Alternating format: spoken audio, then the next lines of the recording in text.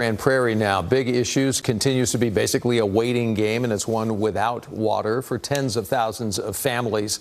Robbie Owens live for us at Grand Prairie City Hall today, where stakeholders, I understand, are waiting on test results that'll determine, obviously, if the water is once again safe. But the results aren't even like local down the street. They're pretty far away.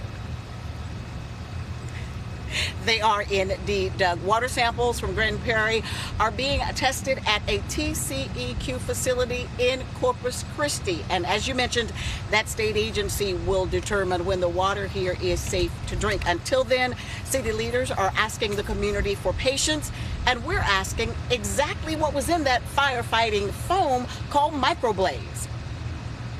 Microblaze-out is a patented, non-toxic, environmentally friendly fire extinguishing agent.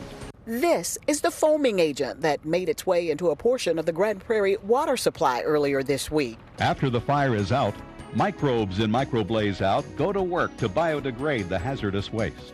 Microblaze has been called a much safer firefighting alternative than the so-called forever chemicals that cause so much concern in recent years, even billed as environmentally friendly.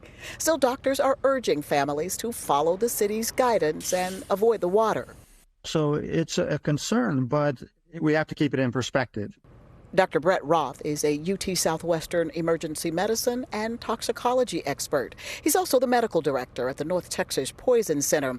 He says the foaming agent is indeed non-toxic and is similar to ingredients we are exposed to every day in products like toothpaste, bubble bath, and detergent. This is an evolution in the fire retardant in terms of it being a safer product that was being used. So thankfully it was not these fluorinated hydrocarbons that are forever chemicals.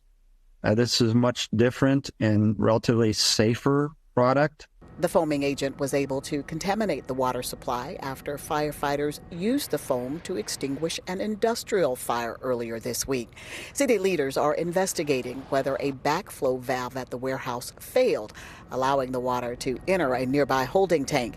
That tank has since been flushed multiple times. City leaders are promising to learn from the incident and are hoping for the best. We know there's no way we got the notice to everybody. I've got to assume people showered in it last night.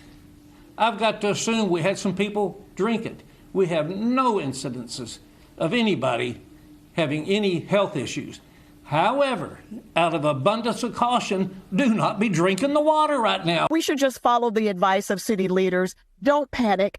Just avoid using the water until TCEQ says it's safe to do so.